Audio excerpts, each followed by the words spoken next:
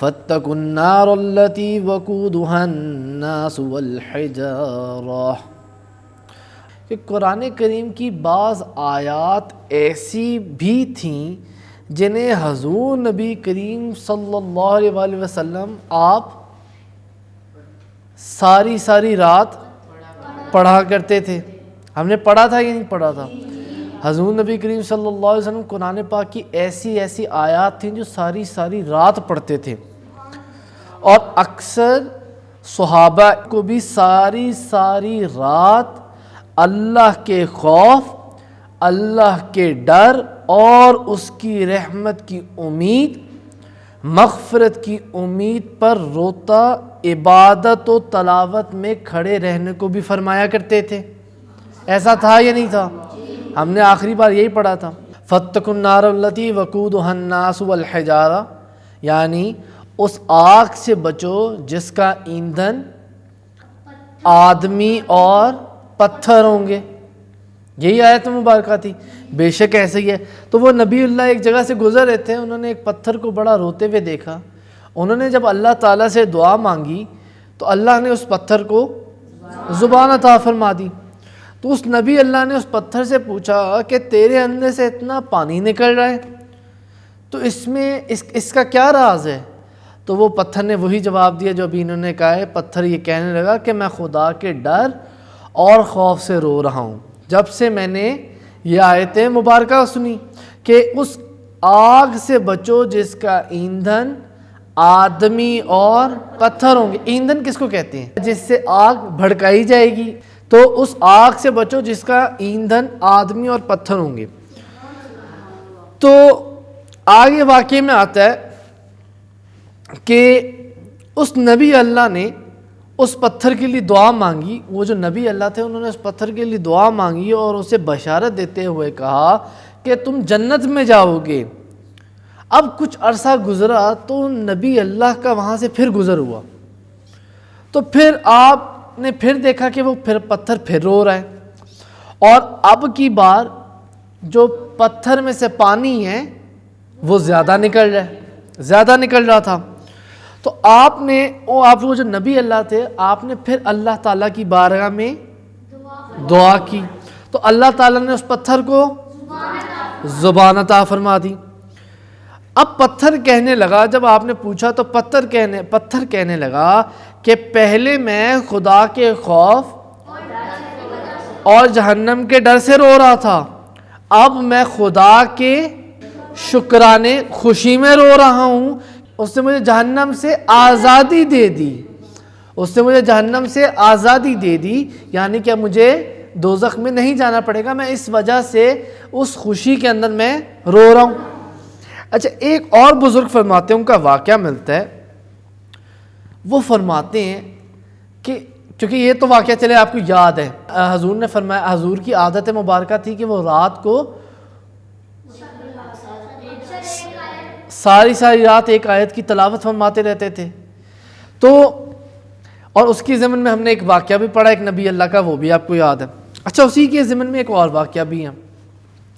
ایک بزرگ فرماتے ہیں کہ میں آدھی رات کے وقت مجھے نہ اپنی بستی کے باہر سے کہیں دور سے نہ رونے کی آواز آئی، تو وہ بزرگ فرماتے ہیں کہ میں گھر سے نکلا اور میں اس آواز کو سنتے ہوئے نہ اس کے پاس گیا۔ آپ میں سے کس نے یہ واقعہ سنا ہوا ہے آپ میں سے کسی نے واقعہ؟ اچھا، فرماتے ہیں میں اپنے گھر سے نکلا اور میں اس آواز کی طرف گیا تو میں نے دیکھا کہ ایک 10-12 سالہ جو بچہ ہے وہ کھلے آسمان تلے سجدے میں زارو کتار رو رہا ہے۔ یعنی کہ آپ میں سے کون 10 سال کا بچہ ہے؟ 11 سال کا، 12 سال کا؟ آپ تقریباً ساری 10-11-12 سال کے ہیں۔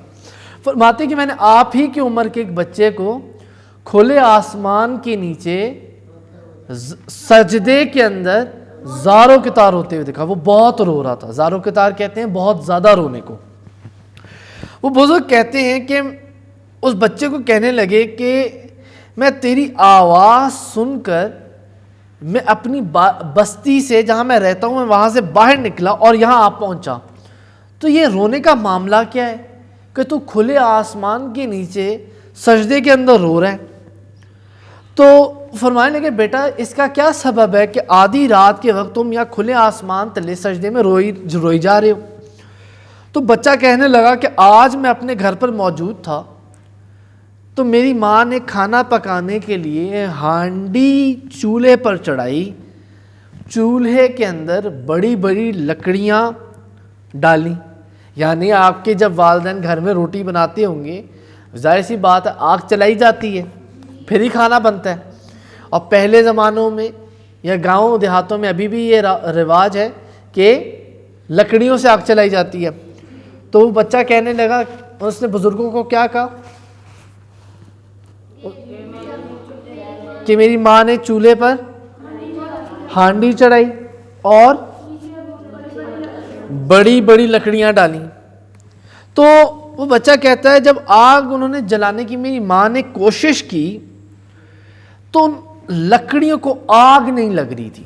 بڑی بڑی انہوں نے لکڑیاں تو ڈال دی اس بچے کی ماں نے، لیکن لکڑیوں کو آگ نہیں لگ رہی تھی.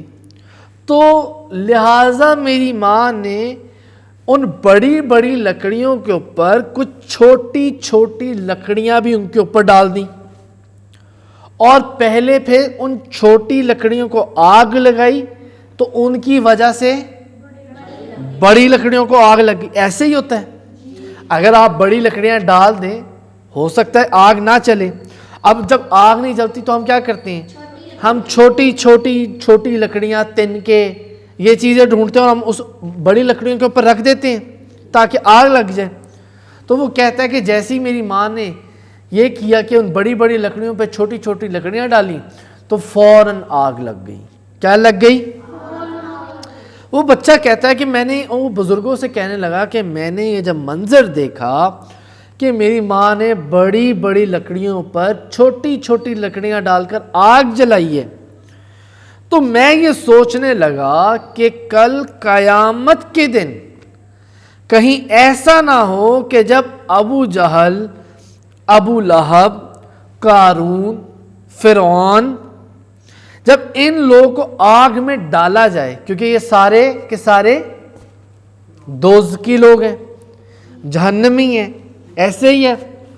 تو وہ فرق کہتا ہے بچہ کہ میں یہ سوچ رہا تھا کہ جب قیامت کا دن ہوگا اور ابو جہل، ابو لہب، قارون، فرعون وغیرہ جو لوگوں کو جب آگ میں ڈالا جائے گا تو ان کو آگ لگانے کے لیے ہم جیسے چھوٹی عمر کے لڑکوں کو بھی ان کے اوپر ڈال دیا جائے گا. یعنی کہ جب قیامت کا دن ہوگا تو بڑے بڑے جو کافر ہوئے جیسے قارون تھا، فرعون تھا، ابو جہل ہے، ابو لہب ہے، جب ان لوگ بڑے بڑے اس طرح کے لوگوں کو آگ لگانی ہوگی تو اللہ نے، تو وہ بچہ کہنے لگا، آپ اس بچے کی سوچ دیکھیں، وہ کہنے لگا ہم جیسے بچوں کو ان کے اوپر ڈالا جائے گا.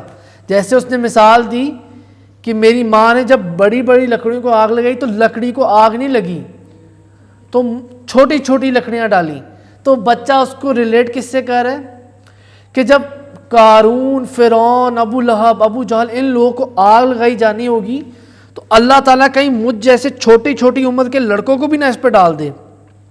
تو وہ کہنے لگا اس لیے میں نے جب اپنی ماں کو لکڑیوں پر آگ لگاتے ہوئے دیکھا تو خدا نے مجھے یہ درد عطا فرمایا، لہٰذا میں آدھی رات کے وقت اپنے گھر سے نکلا اور میں نے خدا سے اس چیز کی پناہ مانگی کہ یا اللہ جب ان بڑے بڑے گناہ گاروں کو آگ لگائی جائے تو مجھے اس سے محفوظ کر لیا جائے، مجھے آگ نہ لگائی جائے. اسی لیے حضور نبی کریم صلی اللہ علیہ وسلم کی عادت مبارکہ تھی کہ آپ قرآن کریم کی بعض آیات پر ساری رات پڑھا کرتے تھے اور اکثر صحابہ اکرام بھی ساری رات اللہ کے خوف سے، اللہ کے ڈر سے رویا کرتے تھے اور ساری رات ایک ہی آیت کی تلاوت کیا کرتے تھے.